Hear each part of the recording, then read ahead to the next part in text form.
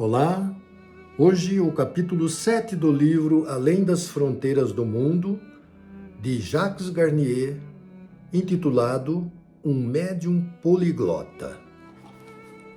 Assisti hoje uma sessão de estudos mediúnicos no Centro Espírita Irmã Esmeralda. Cito a rua 21 de abril, 1493, sentando por determinação da médium ao redor da mesa de trabalhos. Essa reunião se deu na cidade de São Paulo. Iniciada a reunião, a médium Esmeralda recebe um espírito que fala num linguajar aproximado do idioma japonês, explicando-se com grande dificuldade no vernáculo brasileiro. Encerrados os cumprimentos habituais dirigidos aos presentes, o referido espírito orienta sua palestra dirigindo-se em meu sentido, perguntando ao diretor da mesa: "Que tá fazendo ele?" O que não soube com facilidade responder o presidente. Por solicitação deste, esclareço que faço isso para estudo. Ao que acentua, pois, o espírito que, enquanto escrevo uma entidade de nome Luigi Santicampo, esse nome foi-me dado com grande dificuldade, pois que o espírito interlocutor diz não saber falar direito a sua pronúncia. Dirige-se a mim emitindo-me intuições. Disse-me ainda, no seu complicado modo de falar, que enquanto escrevo, o mesmo demonstra certa impaciência, por não saber traduzir-lhe fielmente o pensamento. Em resposta às minhas perguntas, respondeu-me essa entidade, depois de breves consultas aos seus colegas do espaço, que Luigi não é meu parente e que morreu em Santa Lúcia, na Itália. Referindo-se aos seus caracteres pessoais, acrescentou-nos que Luigi é alto e louro, ostentando um imponente cavanhaque, bem como usando costeletas longas no cabelo. Sua camisa é de peito engomado e colarinho duro alevantado. Disse-me ainda o mesmo espírito, respondendo minhas perguntas seguintes, que hoje não havia nenhuma senhora ao meu lado, encontrando-se além de Luigi Santicampo. Ao meu redor, uma entidade brasileira de nome José Camargo, falecido tuberculoso na cidade de Campinas. A manifestante é de origem chinesa, conforme deduzidas palavras proferidas pelo presidente dos trabalhos. A meu pedido, respondeu a entidade comunicante chamar-se Anoya Konikudo e que já se acha desencarnada há várias dezenas de anos, havendo mudado bastante por esse tempo o idioma japonês, que a interlocutora também afirma conhecer. A Noia e eu trocamos nessa altura espaçada conversação sobre a língua japonesa, dizendo a mesma não ter boa pronúncia para as poucas frases e palavras que conheço. Citei-lhe aí diversos trechos conhecidos, pedindo-lhe a tradução. A Noia falou, nesse momento, com fluência na língua japonesa, enquanto permanecia alheio ao assunto, uma vez que sei somente pouca coisa nesse idioma. Notando o meu desapontamento, a Noia atendeu meu pedido. Boa tarde e até logo foram também traduzidos por a Noia, agradecendo-lhe depois com um solene arigatô, que a Noia rapidamente respondeu em português. Muito obrigado, senhor. Muito obrigado. Dona Esmeralda é uma senhora mais gorda do que magra, de estatura relativamente baixa. Católica desde criança, ingressou-se, no entanto, muito cedo ao espiritismo. Em virtude de violentas crises mediúnicas, a conselho do próprio vigário da paróquia, Padre José Fernandes Morelli, atualmente promovido a Monsenhor. Trata-se de uma senhora muito distinta e delicada, de cultura intelectual restrita, porém de sentimentos nobres e educados. Como médium, Dona Esmeralda constitui um elemento precioso para objeto de estudos. Aquele Aqueles que já conhecem o espiritismo de algum tempo verão nesse médium uma personalidade capaz de constituir-se um aparelho intermediário de comunicações espíritas das mais perfeitas. Essa faculdade rara fez de Dona Esmeralda um médium de grande alcance, sobretudo no que diz respeito ao elemento comprobante da identidade dos espíritos que falam, assim como das suas comunicações. Dona Esmeralda é médium poliglota. Por seu intermédio, o espírito pode se expressar na língua conhecida aqui na Terra. Esse fato torna a comunicação ainda mais interessante, porquanto nos permite uma análise completa da mentalidade e do estado de espírito das entidades que se comunicam. Com a mais intensa realidade, a gente ouve, distingue claramente várias personalidades que trabalham nos bastidores da vida.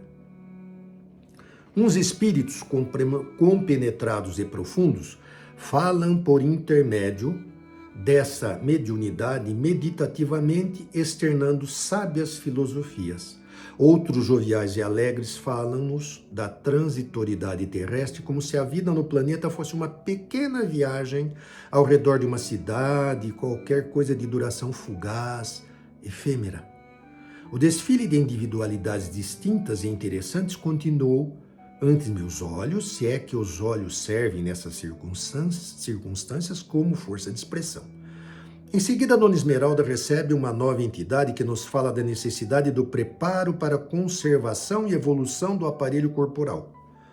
Falou-nos também sobre a caridade, traçando-nos belas figuras e demonstrando que a caridade, no caso a mediúnica, deve ser efetuada sem preocupações e objetivos de exterioridade.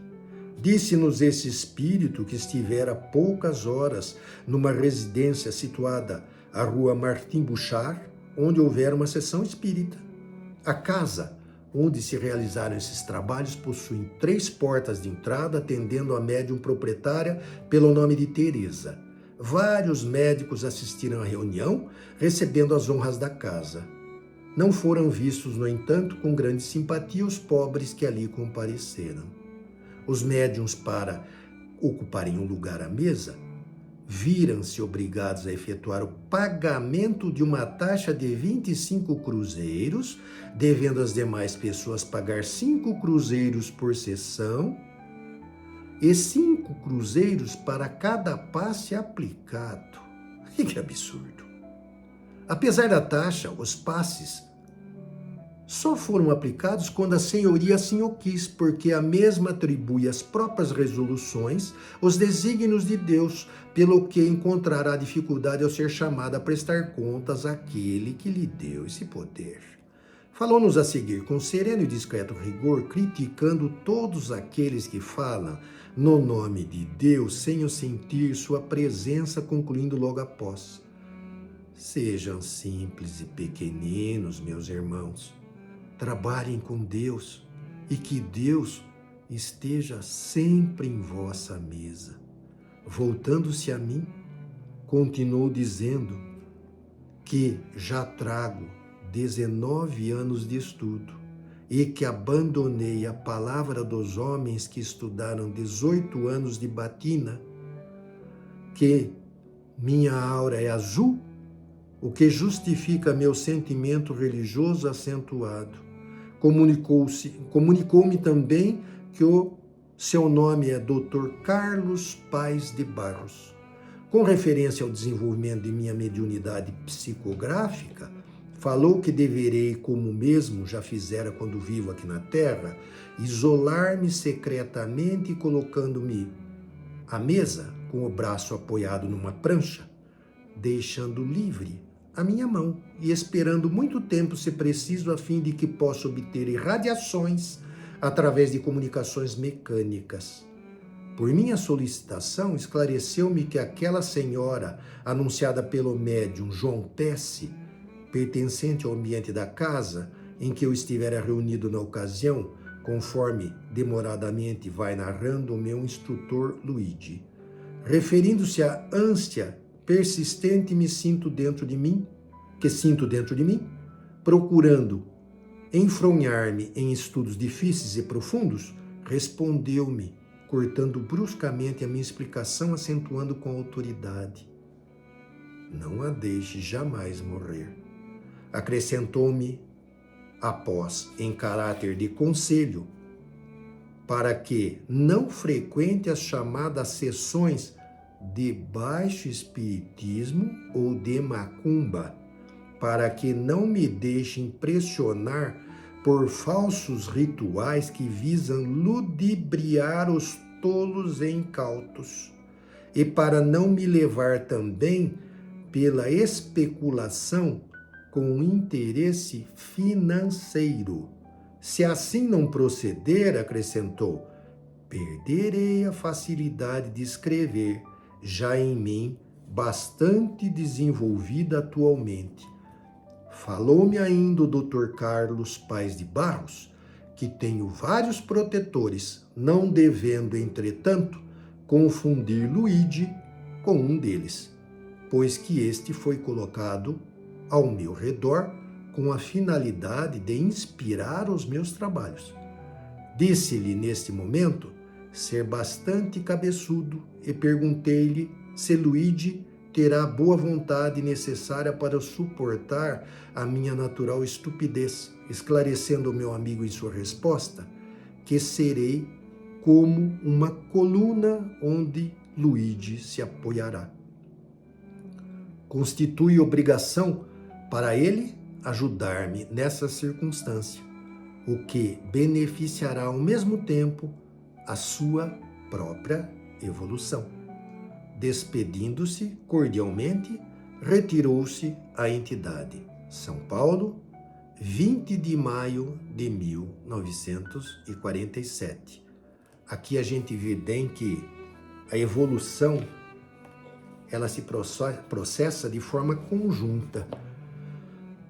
Não só de quem está aqui, amparado e abençoado pelos mentores espirituais, mas também dos próprios mentores, porque, segundo as leis divinas, a evolução é uma constante que se processa em todos os quadrantes do universo.